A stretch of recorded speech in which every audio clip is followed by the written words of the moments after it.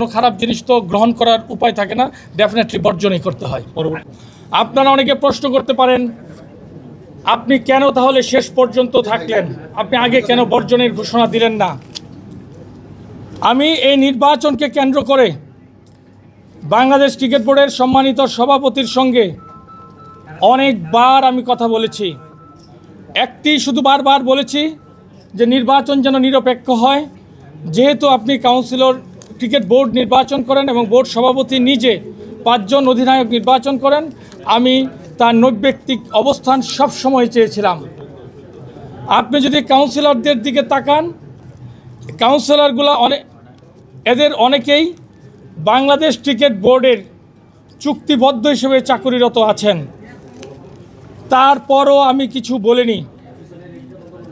পরবর্তীতে শিক্ষা বোর্ডগুলো যদি দেখেন, সব কিছু মিলিয়েই কিন্তু গত প্রায় 2 মাস যাবৎ আমার নির্বাচনের অত্যন্ত প্রিপারেশন ছিল।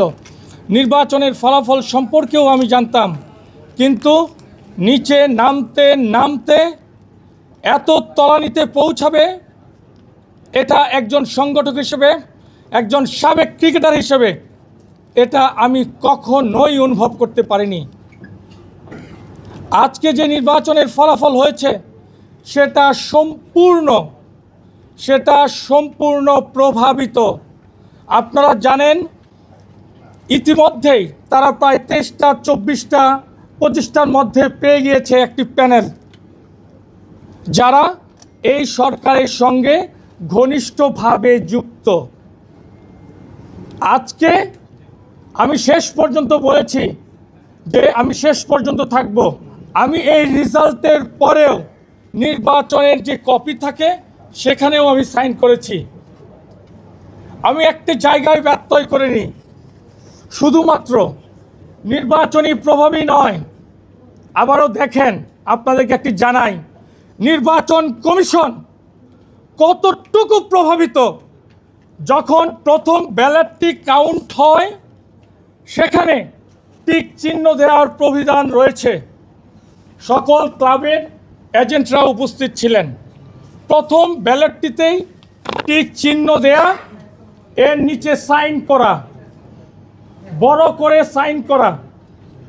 আমি বলেছি শুধুমাত্র টিক চিহ্ন দেওয়ার প্রবিধান হয়েছে, যেহেতু এটা সাইন করা, এই ব্যালট বাদ দিতে হবে। এটা কিন্তু আপনারা সবাই জানেন। প্রথমে নির্বাচন কমিশন বললেন যে না, এটা বৈধ। আমি যখন আপত্তি করলাম,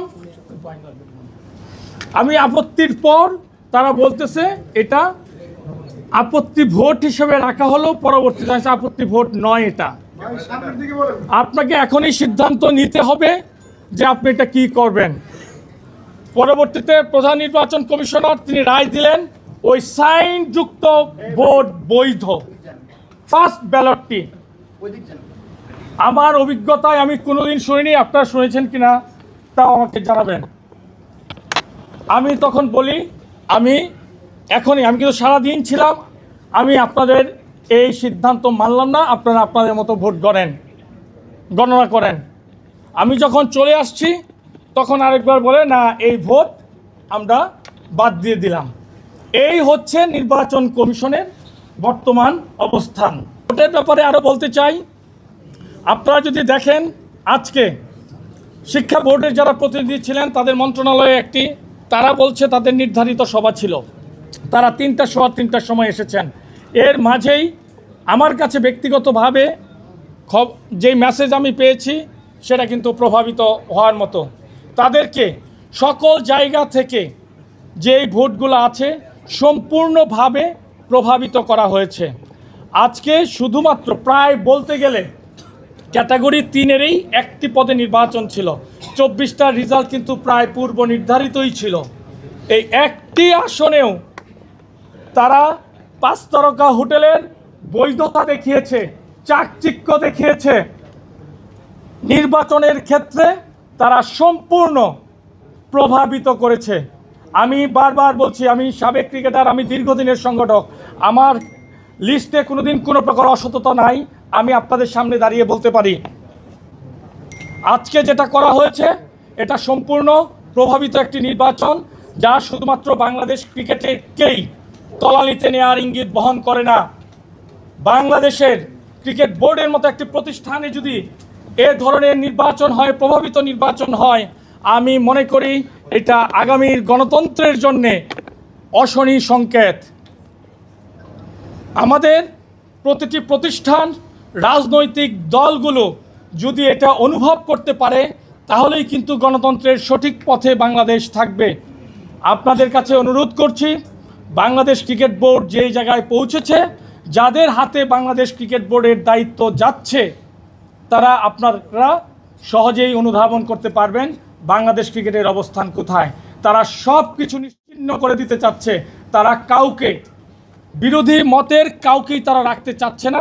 আজকের এই নির্বাচন এতেই প্রতীয়মান হয়। ক্যাটাগরি 1-এর রেজাল্টটাও তারা এভাবে নির্বাচনটা অনুষ্ঠিত করলেন। কাজেই নির্বাচন তো অবশ্যই কোনো খারাপ জিনিস তো গ্রহণ করার উপায় থাকে না, ডেফিনেটলি বর্জনই করতে হয়।